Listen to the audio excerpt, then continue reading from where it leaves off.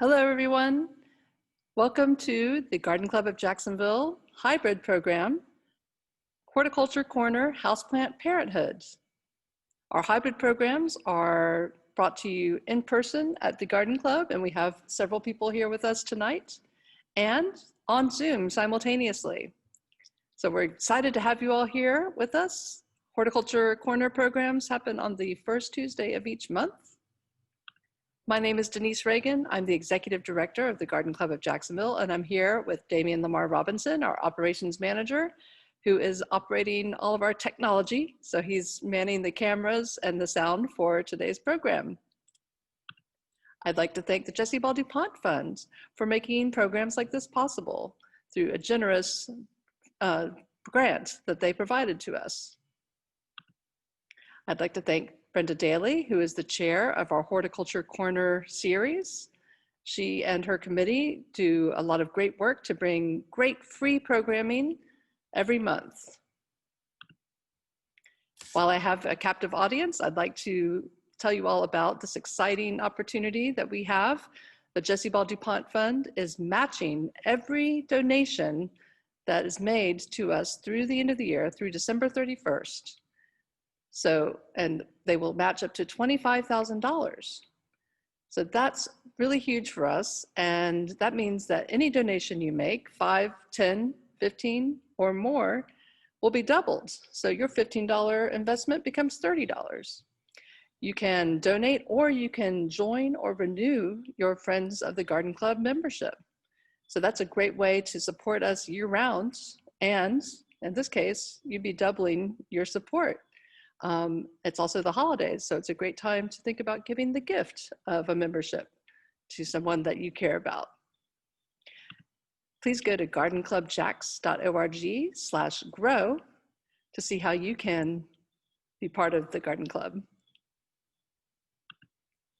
Now I'd like to introduce our speaker for the evening. Amanda Mahoney works at Cultivate, an eco-friendly shop in Riverside specializing in houseplants and US-made items for the garden, home, and child. Amanda studied sustainability education in college and focused on how to help people reconnect with nature. She sees caring as houseplants as a wonderful way to do that. I can't think of anything better. Can you? All right. So before we get started, if you have questions, please put them in the chat so that we can queue them up to Amanda as we go. And those of you who are in the audience, we have a microphone for you to ask your questions so everybody in Zoom can hear you. All right, with that, I'm going to say, Amanda, take it away.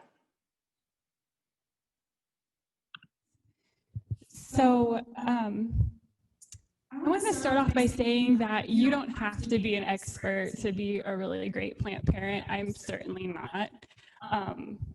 I want you to know that even if you think you have a black thumb, that you can totally do this.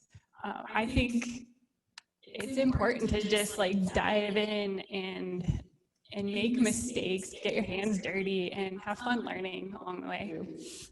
So my goal with this class is to just go over the basics and get you started off on the right track. I think one of the biggest things that will help you is to just choose a good plant for your lifestyle right off the bat. It's good to be honest with yourself and ask yourself, like, how much time can I commit to caring for my plants? Because it can be easy to get in over your head, because plants, I mean, it's hard not to want to take them all home. I have about 20 to 30 at home, and I've decided that that's enough for me because it takes me about a half hour once a week to care for them. But I met a lady last week who has 250 plants. It takes her all day every Saturday, and she loves it. She's completely fine with that. So just, yeah, so just be honest with you, like the amount of time that you can commit. Another thing that's going to affect the type of plant you choose is if you have kids or pets, because many are toxic. So just keep that in mind. But whatever your situation, there is a plant for you. There's plenty that are non-toxic, and there's others that thrive on neglect, like this one right here, the snake plant. So then the next thing that's going to determine what plant you choose is your lighting situation at home. Plants are similar to us in that they need adequate light in order to be healthy. And so if they don't get enough light, they're more likely to be stressed or sick. Most plants prefer bright indirect light, so that's going to be in like a south or west facing window. But some do just fine in lower light, like a snake plant. If you can't comfortably read a book in the lower light, then it's not going to be enough for your plant. You're going to want to strive for like 5 to 6 hours of light a day. We're going into winter, so that's not as important because plants kind of hibernate during the winter, but you're going to want to shoot for the 5 to 6 hours. And if you need to, you can always get grow lamps. So, and then next you're going to want to assess how humid your place is. Most plants need some humidity to stay healthy. Some, like cactuses and succulents, don't need very much, but other plants like calatheas and ferns are going to need high humidity to thrive. And I would be careful not to put your plant next to the AC or a fan or heater. Sorry, excuse me. Because that can dry your plant out. Do I need him? Like that, okay. So yeah, it can dry your plant out. And if you need to add humidity, you can get a humidifier or you can mist them regularly. Another thing you can do is to get a tray, fill it with pebbles and water, and then the water will evaporate and moisten the air. Sorry, 1 second. I don't know why like our mouths get dry when we're nervous. It's like, how is that gonna help run away from a lion? I don't know. So, and then when I choose the plant, I like to ask the sales clerk as many questions as I can. And then I'll also consult Google too, because experience levels vary. So just make sure that you know as much about your plant as possible, because this really will set you up for success. And then lastly, before I bring the plant home, I make sure to inspect it for pests, because you don't want to bring a problem home. And so I'll go over what to look for later, but this will just make your life a lot easier down the road. And then once you choose your plant, the most crucial thing as a plant parent to know is how to water properly. So that's what we're going to talk about next. I think that the #1 reason why plants die is because they get overwatered and loved way too much.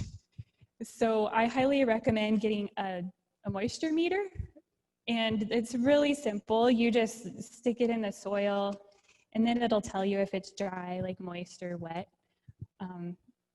And depending on your plant, some like to be dried out completely before you water them. Others don't want to be dried out. So just get to know your plant, and then that'll tell you, if it needs to be watered or not. You could also use your finger and stick in there. This method isn't as good because sometimes it can be hard to tell. So, but you'll stick your finger in there. If you pull it out and your finger's still dry, then it probably doesn't need to be watered, and you're fine. Whatever methods that you choose, just make sure to check frequently until you get to know your plant. Sorry. It's like allergies too. So yeah, once you get to know your plant, you'll be able to tell kind of by looking at it if it's thirsty. And then I think it's really important to know that, each plant is an individual. They all have their own unique needs. And then also the soil too, can, cause it to dry out faster or not. Like some soils hold a lot of moisture, others don't. And then, so when I water, this is what I like to do. So I'll check with the meter first.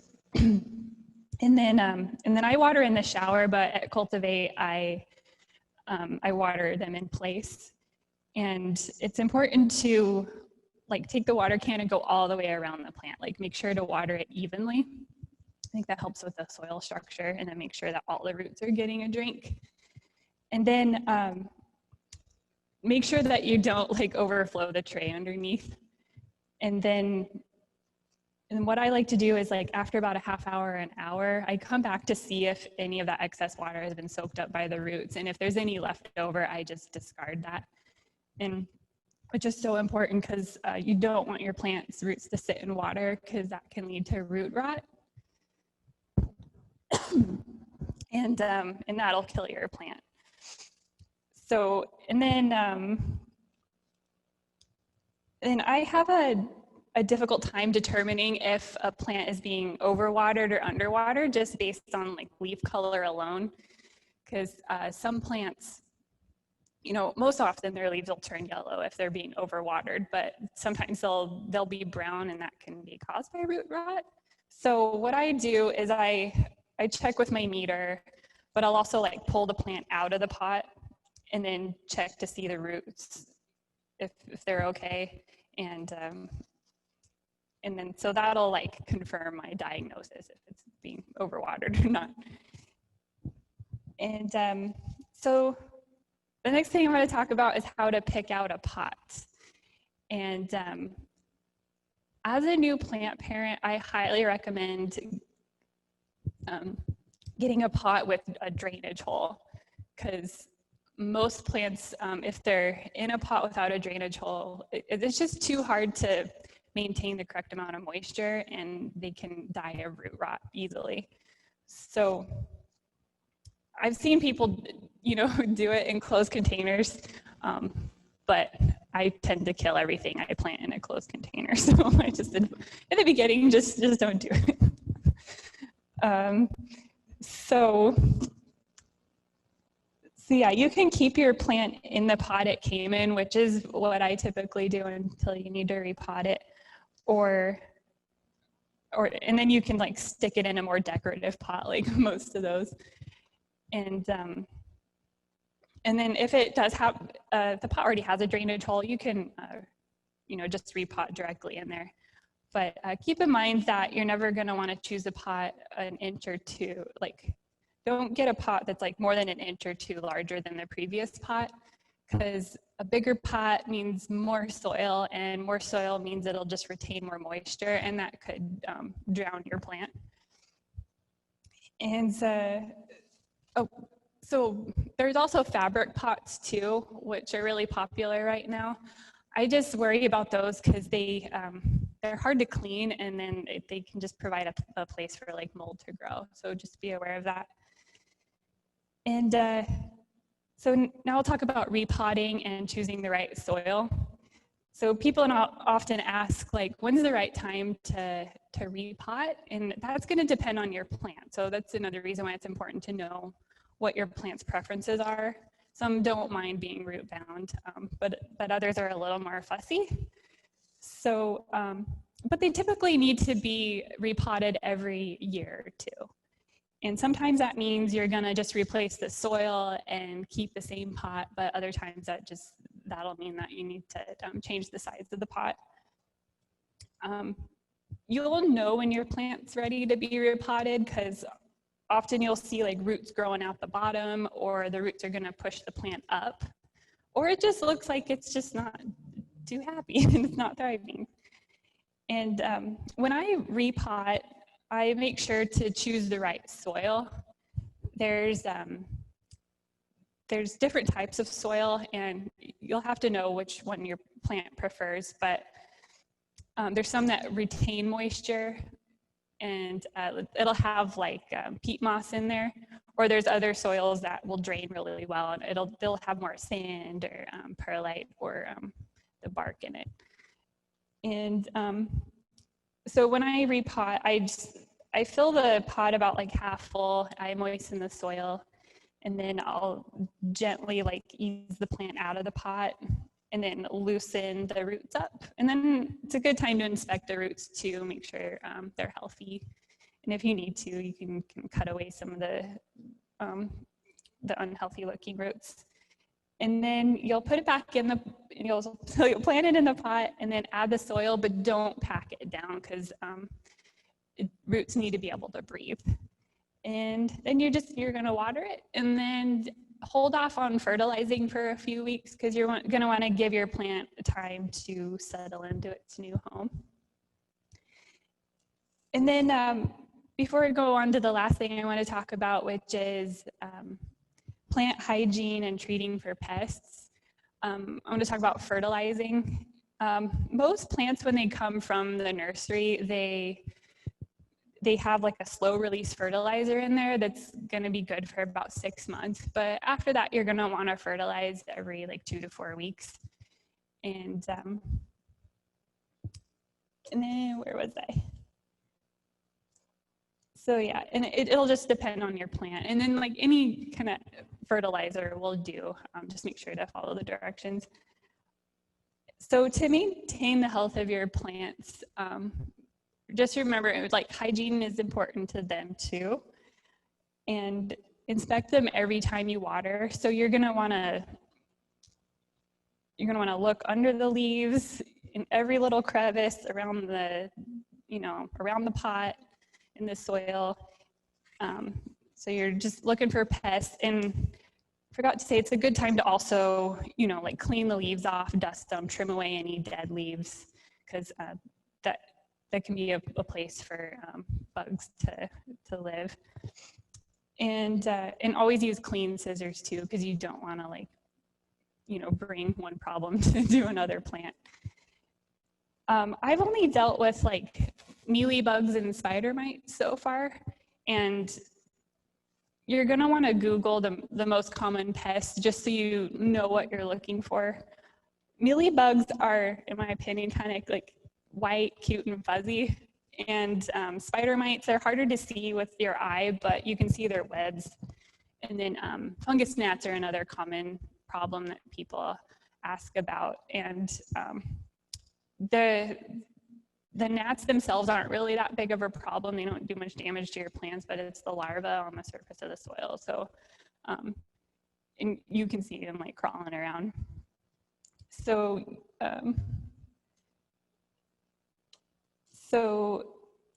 as you get to know your plant, sometimes you can just tell when it's looking sad. So trust your intuition and act immediately. And it's easier to treat for pests when you catch them early. So if you find bugs, like quarantine your plant right away and then check all the others to see if they're okay. When I see mealybugs, I just usually treat them with like a cotton swab dipped in rubbing alcohol, and you can just like touch their bodies and just remove them that way. And then if it's like spider mites, I'll rinse off the plant in the sink with the hose to dislodge them. And then I'll spray them with like a soap mixture, like Dr. Bronner's diluted in water. People also use neem oil spray, and that works well too. And then you can do that for like once a week or so until they're gone. It could take a month or so for that to happen. Sometimes the infestations are really bad and you're gonna need to replace the soil, clean the pots, and then I've had to throw some away because sometimes it gets so bad that it's just, you don't wanna infect your other plants. So after you treat them, like assess the situation, like ask yourself, like, why did they get the pests in the first place? And most often it's because they're not receiving enough light, or it's too humid, or they're not getting enough humidity. So you might have to change the way you care for them. And then some people, when they buy a new plant, they quarantine it for a couple weeks before they introduce it to the rest of their collection. And so to wrap things up, I just want to, the one thing I want you guys to take away from this is that like plants they're all individuals. And once we understand them, then we can help them thrive. So that's it. And yeah, just let me know if you have any questions. I have plants for sale over here. And then also, like, you're welcome to stop by anytime at Cultivate. We're open Wednesday through Saturday, like 10 to 6, and then Sundays 11 to 4. And when COVID started, we opened up the porch. So it's all on, so we do the honor system on the porch. So you can shop for plants 24/7 out there. And you just pay cash or Venmo. So yeah, do you guys have any questions?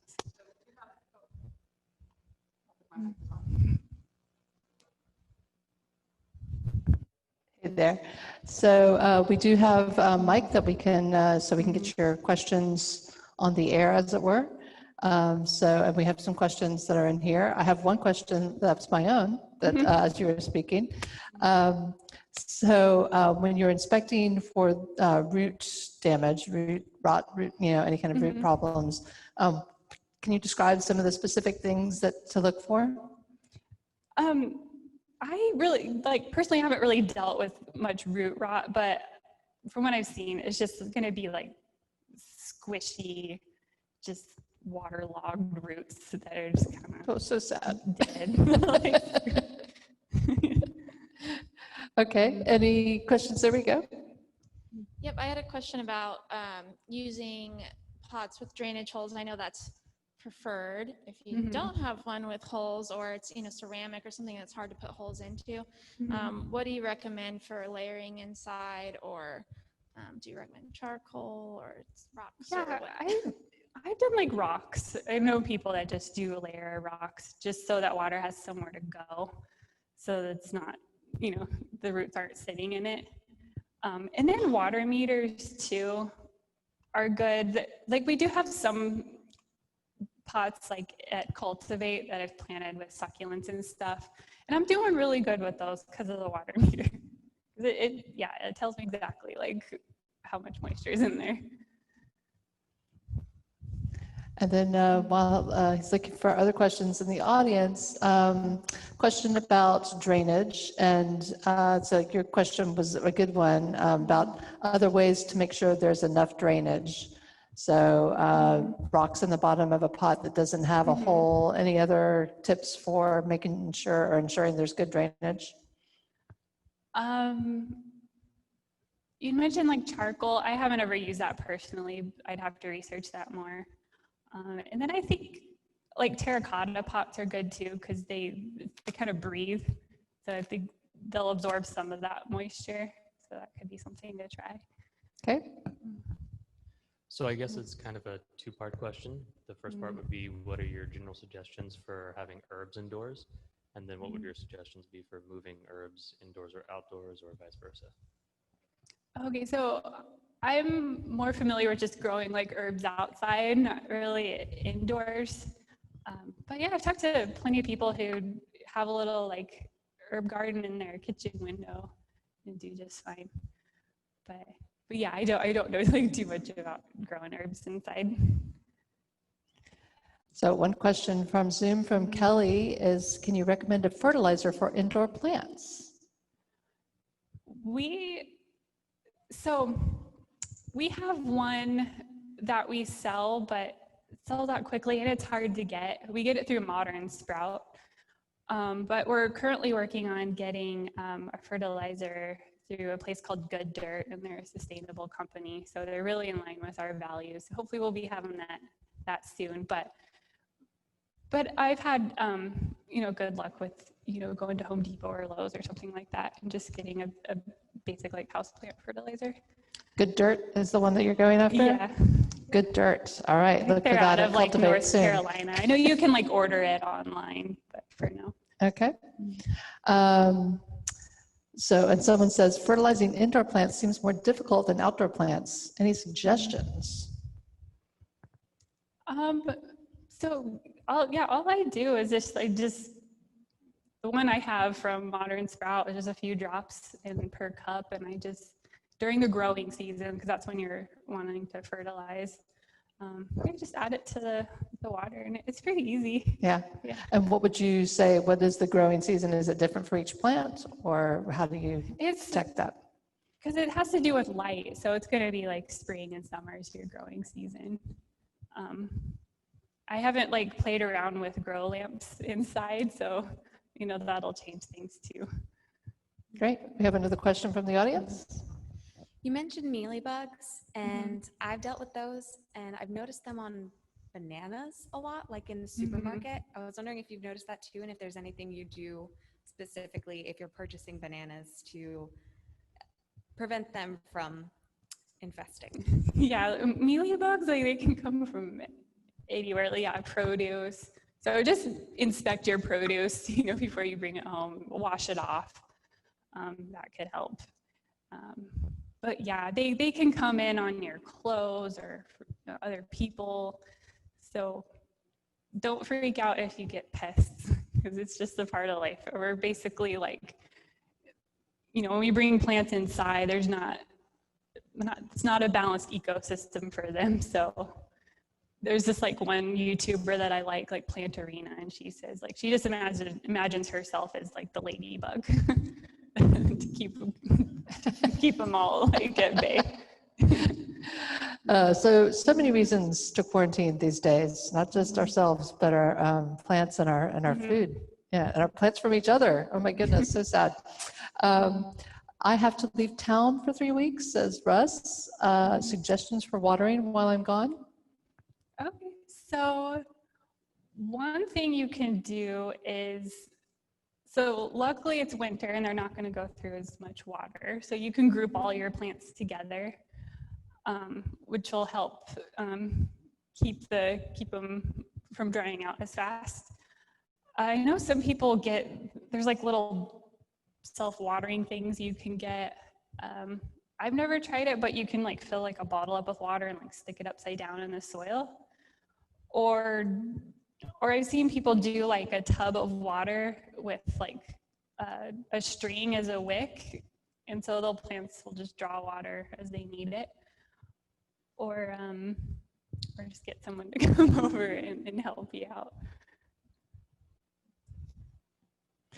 All right. Let's see, hold on, there's a couple more. Oh, can you tell me about house trees like ficus? It says, well, it's sea white. I don't know who sea white is, but yeah. Any ideas about house trees like ficus trees? Know any good suggestions? As far as care, Right. Because there's a lot of different types of ficus. Like you got like fiddle leaf fig. And I know those ones are really difficult, they can be, until you figure them out. Those ones really need a lot of light and they don't like to be dried out. But then you've got like other ficus, like rubber trees, like the burgundy ones, and those do fine in like low light and aren't as finicky. So yeah, just get to know the plant, even though, you know, because it's a large family, so, and they're all kind of different. And variegation is going to affect them too. Like plants with more variegation need more light versus like the burgundy rubber tree that is like a dark green, so it's not going to need as much light. Yeah. What are the easiest houseplants to grow? The pothos is like the best thing. Why don't you move that to the center and talk about it a little bit? Yeah, so the pothos is a good plant for a beginner. They're just happy with whatever you do, pretty much. You can neglect them and they'll still be happy. Another one is the snake plant. And these guys, you don't need to water them often, like every 3 weeks or a month or so. And they can also like thrive in a lower light. If you have the variegated one, those need more light, but the dark green ones, they're just fine in low light. Spider plants are another great beginner plant. And let's see, I don't have one right now, but ZZ plants are great. They can do just fine in low light and they don't need to be watered much. I've got one that gets ignored a lot and it's just looks gorgeous all the time, like the pothos. I would stay away from calatheas and most ferns as a beginner, or just know what you're getting into when you get one. They need a lot of humidity. Once you figure it out, it's great, but they're gonna need to be humid. They don't like to be dried out.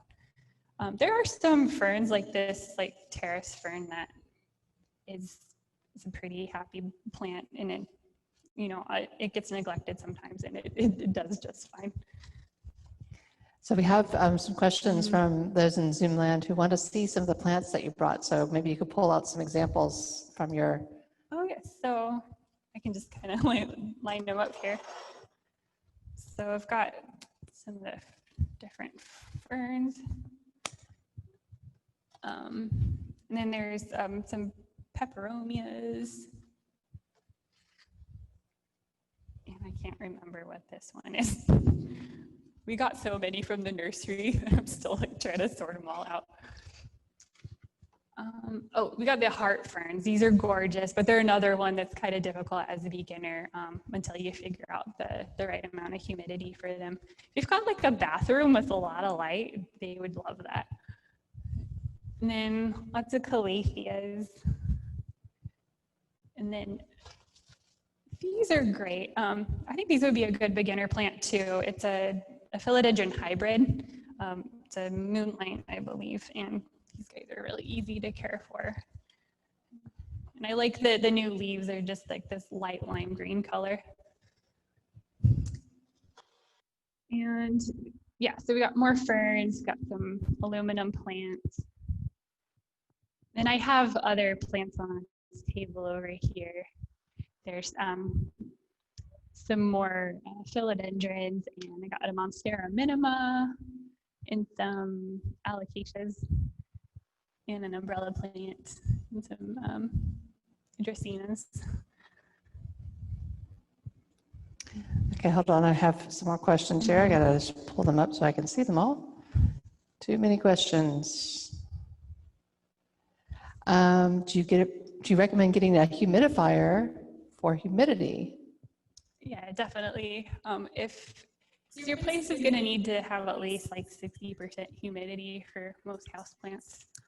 So yeah, if it's not humid, then I would get one for sure. Does Cultivate carry any, I'm not going to pronounce this correctly, OXALIS? Somebody help me writing? We don't, unfortunately, but those we're trying to find them. So keep checking. We might be able to get a hold of one someday. And one of the things that I thought might be nice if you could tell people about some of the other things that Cultivate does. You're not just a store, but you have all sorts of classes too. Oh yeah, so we have classes on just a bunch of different things. Recently we've had an embroidery class, we've had some gardening classes, we had a rug making class. There's like pre-COVID we did cooking classes and stuff, but with COVID we're doing Zoom classes too, but also we're doing them all in the backyard so we can keep everyone safe. But we should be having a candle class coming up soon, as well as another gardening one. And you can check our website or Facebook to see what we've got going on. I know I took a composting class with Tiffany Best, Oh, she's wonderful. which was really great. Yeah. And I think one of our garden club members, Kelly Johnson, has taught some classes there. Yeah. Yes, I love her too. Yeah. We have a really great community here. It's amazing. Great. Any more questions from anyone in the office? In the office, in the audience? Or you just want to buy some plants? All right. That's what I want to do too. Nothing like ending a beautiful day at work with some plants to take home. All right. So before we end, I'm going to go back and share my screen. But before I do that, I want everybody in Zoom land and in the audience to give Amanda a hand. Thank you. Thank you, guys. Appreciate it. All right. That was an amazing program. Thank you, Amanda. If you haven't been to Cultivate, it's near the corner of Park and King Streets. I highly recommend you go. Everybody here tonight has the great pleasure of being able to shop this evening. So if you're not one of the people who is here in person, please visit Cultivate and go to their website, cultivatejax.com, to find out about all the cool things they have going on there, including lots of great programs. I'd like to tell you about a couple of programs coming up. We have this week the DIY program, Fun with Flowers. We'll be making wreaths this week, and unfortunately, all the DIY portion of the class is full, but you can still register to watch the program and then recreate it on your own. So check out that. That's on our website. I want to let you know about the garden boutique, the holiday garden boutique that is coming up December 18th, 19th, and 20th. We're going to have a lot of fun, beautiful items that are just in time for your holiday shopping needs. So Christmas decor, holiday decor, spring decorations, gardening tools, jewelry, accessories, everything you could possibly need. And that leads up to our Luminaria Night party and tours. So Luminaria Night is a wonderful event that Riverside Avondale Preservation does each year. And we will have luminarias out in front of the garden club and all along the stretch of Riverside Avenue. And we're partnering with GoTuckin, which will be providing tours in open air vehicles. So there are 4 different tour times, and you can see the tours by tuk-tuk. So go to our website to find out more about that. And then coming up in January, we have a fabulous Combined Circles program on Monarch butterflies. Lots of great information about monarch butterflies, raising them and learning about them on January 12th. And if you'll be seeing the survey in our chat, and we'll be sending it out to everybody afterward. Please take our survey. We use your feedback to improve our programs, and we really can't do it without you. So please, when we send you the survey link, please take it.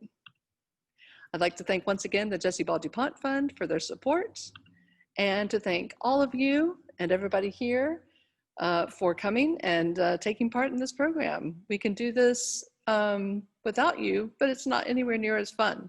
So thank you for making it a great time. All right, everybody, have a good evening.